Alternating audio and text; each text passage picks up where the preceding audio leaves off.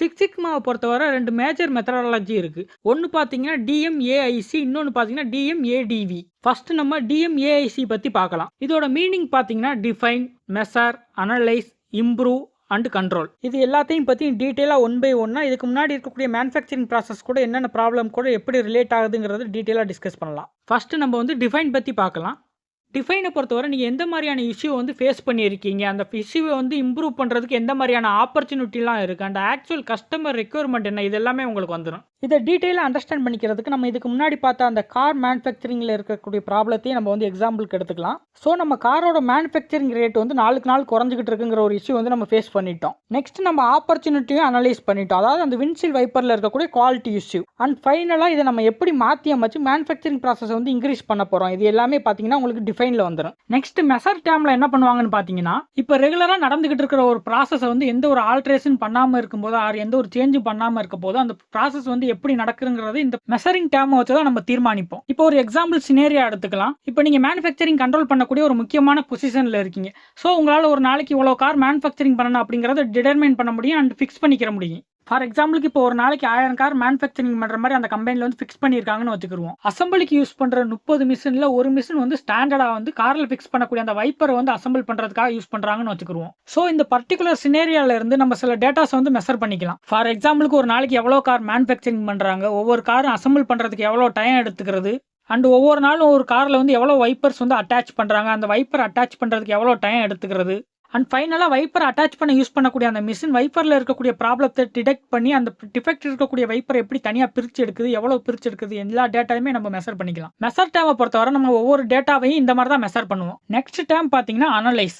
இந்த டேமை பொறுத்தவரை ஒரு ப்ராசஸில் ஒரு டிஃபெக்ட் வருது, ஒரு வேரியேஷன் வருது, அது எதனால வருதுங்கிற மூல காரணம் அல்லது ரூட் கேஸை வந்து நம்ம தீர்மானிச்சுக்கலாம். இப்போ வைப்பர் அசம்பிளியை நம்ம எக்ஸாம்பிளுக்கு எடுத்துக்கிட்டு இது எப்படி பண்ணுவாங்க அப்படிங்கிறத நம்ம பார்க்கலாம். அந்த ப்ராசஸில் யூஸ் பண்ண இதுக்கு முன்னாடி இருக்கக்கூடிய டேட்டாஸ் எல்லாத்தையுமே கலெக்ட் பண்ணி அதை அனலைஸ் பண்ணி அந்த அனலைஸ் பண்ணது மூலமாக அந்த மிஷினில் வந்து என்ன ப்ராப்ளம்ங்கிறத வந்து பார்ப்பாங்க. ஃபார் எக்ஸாம்பிளுக்கு நம்ம அசம்பிளியில் யூஸ் பண்ணக்கூடிய அந்த மிஷினில் இருக்கக்கூடிய வீல்ஸ் வந்து ஏதோ டேமேஜ் ஆயிருக்கு, அதில் ஏதோ ப்ராப்ளம் இருக்குது அப்படின்னா வைப்பர் வந்து அந்த காரில் ஃபிக்ஸ் பண்ணக்கூடிய டைம் வந்து அதிகமாக எடுத்துக்கிறேன். பட் அதுக்கு முன்னாடியே கிரேன் வந்து அந்த காரோட பாடியை ஒரு பிளாட்ஃபார்ம்ல இருந்து நெக்ஸ்ட் பிளாட்ஃபார்முக்கு மூவ் பண்ணிடுது. ஸோ வைப்பர் ஃபிக்ஸ் பண்ணுறதுக்கு முன்னாடியே கிரேன் வந்து அந்த பாடியை நெக்ஸ்ட் பிளாட்ஃபார்ம் மூவ் பண்ணியிருக்கிறதுனால அந்த காரில் வந்து வைப்பர் ஃபிக்ஸ் பண்ணாத மாதிரி தான் ஒரு கணக்கில் வரும், அதாவது டிஃபெக்ட் கணக்கில் தான் வரும். இப்போ அனலைஸ் டேம் முடிஞ்சிருச்சு. நெக்ஸ்ட் டேம் பார்த்தீங்கன்னா இம்ப்ரூவ் ப்ராசஸை பொறுத்தவரை நீங்கள் மேனுஃபேக்சரிங் ப்ராசஸ் வந்து நீங்கள் சேஞ்ச் பண்ணிக்கலாம். ஃபார் எக்ஸாம்பிளுக்கு இப்போ ஆல்ரெடி ஃபால்ட்டாக இருக்கக்கூடிய மிஷினை நீங்கள் மாற்றி அந்த இடத்துல புது மிஷினை வந்து நீங்கள் ரீப்ளேஸ் பண்ணிக்கலாம். ஸோ இன்னொரு ப்ராப்ளம் என்னன்னு பார்த்தீங்கன்னா, இப்போ ஃபுல் மிஷினையுமே நம்ம ரீப்ளேஸ் பண்ணணும்னா டைமாக இருக்கட்டும் காஸ்ட்டாக இருக்கட்டும் ரெண்டுமே உங்களுக்கு அதிகமாக இருக்கும்.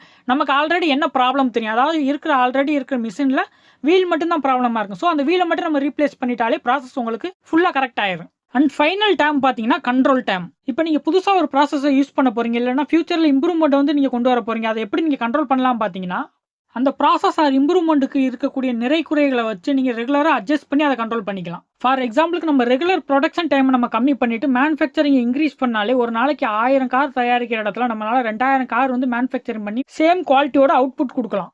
டிஎம்ஏஐசி பார்த்தீங்கன்னா வேர்ல்டில் வந்து மோஸ்ட்டாக யூஸ் பண்ணக்கூடிய ஒரு மெத்தடாலஜி. சிக்ஸ் சிக்மாவில் இருக்கக்கூடிய செகண்ட் மெத்தடாலஜி பார்த்தீங்கன்னா டிஎம்ஏடிவி. இதோட மீனிங் பார்த்தீங்கன்னா define, measure, analyse, design and verify. இந்த மெத்தடாலஜி பார்த்தீங்கன்னா ஒரு நியூ ப்ராடக்ட் வந்து உருவாக்குறதுக்காக யூஸ் பண்ணுவாங்க, ஒன்றுமே இல்லாத ஒரு இடத்துல இருந்து ஒரு ப்ராடக்ட் வந்து கிரியேட் பண்ணுறதுக்காக யூஸ் பண்ணுவாங்க. இதோட இன்னொரு நேம் பார்த்தீங்கன்னா டிஎஃப்எஸ்எஸ், அதாவது டிசைன் ஃபார் சிக்ஸ் சிக்மா. இப்போ இதை நம்ம அண்டர்ஸ்டாண்ட் பண்ணிக்கிறதுக்கு ஒரு சினேரியாவை வந்து நம்ம இமேஜின் பண்ணிக்கலாம். ஃபார் எக்ஸாம்பிளுக்கு இப்போ நம்ம வந்து நியூ ஸ்போர்ட்ஸ் காரை வந்து நம்ம கிரியேட் பண்ண போகிறோம்னு வச்சுக்கிருவோம். ஸோ ஃபர்ஸ்ட் ஃபேஸ் பார்த்தீங்கன்னா டிஃபைன் ஃபேஸில் பார்த்தீங்கன்னா நம்ம கஸ்டமர் ரெக்யர்மெண்ட் வந்து டிடர்மைன் பண்ணணும். ஸோ கஸ்டமர் ரெக்யர்மெண்ட்டில் அவங்க என்னெல்லாம் கொடுப்பாங்கன்னு பார்த்தீங்கன்னா ஹிஸ்டாரிக்கல் டேட்டாலாம் கொடுத்துருவாங்க. நெக்ஸ்ட் பார்த்தீங்கன்னா அந்த இண்டஸ்ட்ரியல் ரிசர்ச் பேப்பர் எல்லாமே உங்களுக்கு கொடுத்துருவாங்க. ஸோ இதுலேருந்து நீங்கள் கார் சக்ஸஸ்ஃபுல்லாக உருவாக்குறதுக்கு என்ன வேணும் அதெல்லாம் நீங்கள் எடுத்துக்கலாம். ஃபார் எக்ஸாம்பிளுக்கு அவங்க என்ன மாதிரியான டேட்டாலாம் கொடுப்பாங்கன்னா கார் வந்து 1 ஹவருக்கு 150 மைல் ஸ்பீடில் போகணும். நெக்ஸ்ட் பார்த்தீங்கன்னா V6 இன்ஜின் வந்து பொருத்தி இருக்கணும். நெக்ஸ்ட் காரோட ஷேப் பார்த்தீங்கன்னா ஏரோடைனமிக் ஷேப்பில் இருக்கணும். இந்த மாதிரி ரெக்யர்மெண்ட்லாம் கஸ்டமர் கொடுத்துருவாங்க. நெக்ஸ்ட் பார்க்க போகிற டேம் பார்த்தீங்கன்னா மெஷர் டேம். இப்போ கஸ்டமர் கொடுத்த ரெக்யர்மெண்ட்லாம் வச்சு நீங்கள் ப்ராடக்ட்டுக்கு வந்து ஒரு ஸ்பெசிஃபிகேஷன் வந்து ரெடி பண்ணுறீங்க. இந்த ஸ்பெசிஃபிகேஷன் வச்சு தான் நம்ம அவுட்புட் ப்ராடக்ட் வந்து கரெக்டாக இருக்கா அப்படிங்கிறத வந்து மெஷர் பண்ண போகிறோம். ஃபார் எக்ஸாம்பிளுக்கு மேஜர் ஸ்பெசிஃபிகேஷன் எப்படி இருக்குன்னு பார்த்தீங்கன்னா காரில் டாப் ஸ்பீடு எவ்வளோ இருக்கணும், என்ன மாதிரியான இன்ஜின் யூஸ் பண்ணணும், காரில் என்ன ஃப்ரேம் யூஸ் பண்ணணும், இந்த மாதிரி தான் இருக்கணும். நெக்ஸ்ட் டேம் பார்த்தீங்கன்னா அனலைஸ் டேம். இந்த டைம்ல நீங்க ஒரு ப்ராடக்ட் வந்து மேனுஃபேக்சரிங் பண்றீங்க. மேனுஃபேக்சரிங் பண்ணா எந்த முறையில நீங்க மேனுஃபேக்சரிங் பண்ணா ஒரு நல்ல குவாலிட்டியான ப்ராடக்ட் வந்து நீங்க அச்சீவ் பண்ண முடியுங்கிறத நீங்க அனலைஸ் பண்ணணும். ஃபார் எக்ஸாம்பிளுக்கு இப்ப நீங்க கஸ்டமர் கொடுத்த ரெக்யர்மென்ட்க்கு ஏத்த மாதிரி நீங்க ஒரு புரோட்டோடைப் மாடலை ரெடி பண்ணி அதை வந்து நீங்க டெஸ்ட் பண்ணி பாக்குறீங்க. அப்படி நீங்க டெஸ்ட் பண்ணி பார்க்கும்போது எல்லா ஸ்பெசிஃபிகேஷனையும் அதை அட்டைன் பண்ணுதா அப்படிங்கறத நீங்க செக் பண்றீங்க. சப்போஸ் உங்களுக்கு வந்து கார் வந்து ஹை ஸ்பீடா 150 km/மைல் வந்து உங்களுக்கு அட்டைன் பண்ணல, அந்த மாதிரி நேரத்துல நீங்க என்ன பண்ணுவீங்கன்னா காரோட இன்ஜினை வந்து நீங்க மாடிஃபை பண்ணுவீங்க. மாடிஃபை பண்ணி அதுல ஏதாவது மாற்றம் கொண்டு வந்தா அந்த இன்ஜின் வந்து அந்த 150 km/மைல் வந்து அட்டைன் பண்ணுமா அப்படிங்கறத நீங்க வந்து அனலைஸ் பண்ணுவீங்க. நெக்ஸ்ட் டேம் பாத்தீங்கன்னா டிசைன் டேம். இந்த டேம்ல நம்ம ஆல்ரெடி அனலைஸ் பண்ண அந்த டெஸ்ட் ரிசல்ட் அண்ட் ஸ்பெசிஃபிகேஷன் வச்சு ஒரு new process or new product வந்து டிசைன் பண்ணுவாங்க. இப்போ ரிவிஷன் பண்ணி வந்த புது டிசைனுக்கு ஏற்ற மாதிரி ஒரு ப்ரோட்டோடைப் காரை வந்து மேனுஃபேக்சரிங் பண்ணுவாங்க. அந்த மேனுஃபேக்சரிங் பண்ணி மறுபடியும் எல்லா டெஸ்ட்டுக்குமே அது வந்து இன்வால்வ் பண்ணுவாங்க. இன்வால்வ் பண்ணி எல்லா டெஸ்ட்டுக்குமே அந்த கார் வந்து பாஸ் ஆகுதா அப்படிங்கறத செக் பண்ணுவாங்க.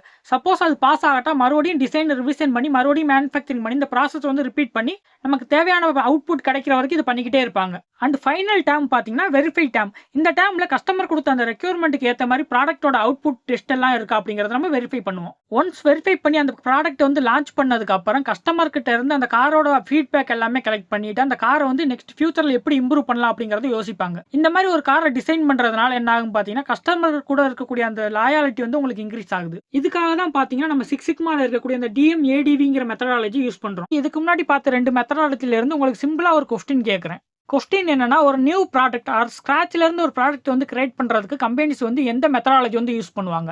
Option A design, measure, analyse, define, verify. Option B define, measure, analyse, design, verify. Option C demand, measure, analyse, improve, control. Option D define, measure, analyse, improve, control. உங்க answer என்னங்கிறது கமெண்ட்ல சொல்லுங்க.